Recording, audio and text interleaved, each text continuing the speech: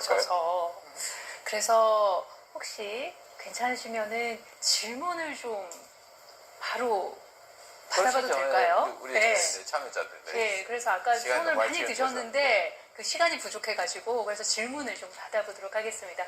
제가 아까는 제 왼편에서 먼저 시작했으니까 이번에는 오른편에서 먼저 시작해보도록 하겠습니다. 아까 손을 드렸죠? 네.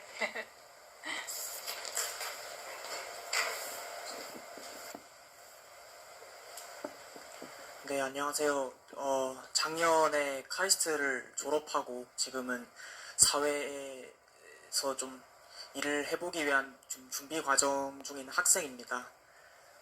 우선 2부의 주제에 조금 걸맞는 질문을 먼저 대표님께 드리고 싶은데요.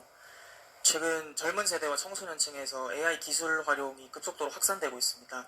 대학생들은 AI 기술을 통해서 강의 내용을 직접 듣지 않고 요약하거나 또 과제를 수행할 때 지나치게 AI에 의존하는 경우가 많아졌습니다. 또한 청소년들은 AI 알고리즘의 영향 아래에서 스스로 빠져나오기 힘든 환경에 처해 있으며 생성형 AI가 만들어내는 허위 또는 왜곡된 정보와 실제 정보를 제대로 구분하지 못하고 비판적인 사고 능력을 얻을 수 없다는 문제점까지 좀 지적되고 있는 상황인 것 같습니다. 사회에 진출하기 전부터 AI에 지나치게 의존하여 독립적이고 창의적인 판단 능력을 키우기 어려운 환경 속에 놓여 있는 것이라고 생각되는데, 인구 감소와 저출생 시대에 접어들어 젊은 세대의 절대적인 수가 줄어들고 있는 상황에서 이러한 문제가 정부의 정책 우선순위에 밀려나 중요도가 낮아지는 상황으로 좀 우려스럽습니다. 이에 대해 대표님께서는 어떤 생각을 가지고 계시는지, 그리고 정치 지도자로서 젊은 세대가 디지털 소외나 AI 과의존으로부터 벗어나 건강한 시민으로 성장할 수 있도록 어떤 실질적인 정책과 대안을 가지고 계신지 구체적인 의견을 좀 듣고 싶습니다. 너무 어려운 질문이죠. 제 생각하고 좀 현장의 상황이 좀 다른 모양이군요. 저는 사실 AI를 이용해서 제가 뭘 구체적으로 도움을 받은 지가 얼마 안 됐습니다. 그러니까 뭐 한 6개월 됐을까?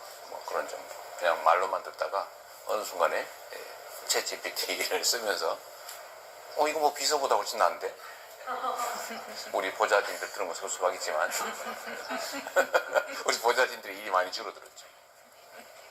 그래서 저는 생각할 때 이 앞으로는 사람들의 삶에 피할 수 없는 도구가 되겠다.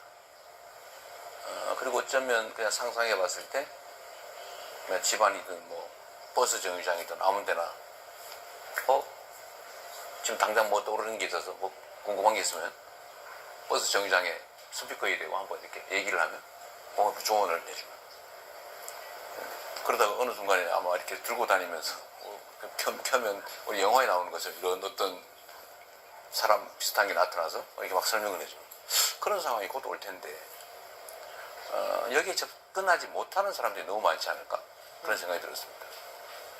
지금 제가 사용한 유료 그 버전을 쓰고 있는데 사실 그것도 비용 부담이 돼서 못 쓰는 사람이 있을 수 있고, 또 이것도 활용을 일상적으로 하던 사람, 이게 아까 과몰입된 사람이 문제라고 했는데 그게 어느 정도인지 모르겠지만 저는 소외된 쪽이 더 걱정이었거든요. 아예 쓰지도 못하고 경험도 해보지 못한 채 어느 순간부터는 일종의 공포심 때문에 아예 쓰지 못하는 그런 사람이 있지 않을까 걱정을 해서, 이걸 국가 차원에서 마치 국어, 언어를 가르치고 문자를 가르치고 또 산수, 아주 초보적인 더하기 빼기 이런 산수를 가르치는 것처럼 이 인공지능 사용법도 가르쳐야 되지 않을까. 아주 초보적 국민들에 주어지는 복지 혜택처럼 그런 생각을 많이 했습니다. 꽤 돈이 든다고 하던데 저는 해야 될 거라고 보는데, 이번 이 질문은 오히려 이용을 하고 있는데 잘못 이용하는 케이스 얘기를 하는 것 같아요. 청소년들이 과의존하는 것 같다. 그리고 오히려 가짜 정보 이런 데에 휘둘리는 것 같다. 대학생들도 창의적 생각을 하기보다는 오히려 너무 여기 의존해가지고 그냥 뺏기는 거 아니냐, 이런 걱정을 하는 것 같아요. 근데 이건 아마 피할 수 없는 상황일 것 같습니다. 이런 상황은 올 수밖에 없는데, 문제는 여기에 대한 대응책을 만들어야 되겠죠. 그거는 결국 예, 정부의 소위 공교육 또는 평생학습이라고 하는 과정에서 교수님이 많이 강조하시는 비판적 사고를 키워주기 위한 그런 노력들을 일상적으로 지속적으로 해야 되겠다라는 생각이 좀 듭니다. 그리고 또 한 가지는 사실은 이런 테크닉만으로는 사람이 사람답게 살기가 어렵거든요. 그러니까 풍부한 인문적 소양을 가질 수 있게 해야 행복하고 풍부한 삶을 살 수가 있겠죠. 저는 그게 결국은 정부의 역할이라는 생각이 듭니다. 거의 대학생이든 뭐 아니면 청소년이든 아니면 일반 시민이든 이 인공지능이라는 걸 꼭 그런 테크닉 쪽에만 활용하는 게 아니라 예를 들면 인문적 소양을 키우거나 아니면 뭐 어떤 놀이, 뭐 문화 뭐 이런 데 유용하게 활용한 결국 그런 것들도 활용법을 잘 제시해 주는 것 그런 게 중요하지 않을까 싶고요. 또 한 가지는 아까 교수님이 정말로 걱정하셨던 알고리즘에 의해서 한쪽으로 편향되지 않게 해주는 뭔가의 조치는 좀 필요하지 않을까. 지금은 선택하지 않고 선택된 것을 우리는 접할 수밖에 없는 상황이잖아요. 너무 피동적 존재가 돼간다.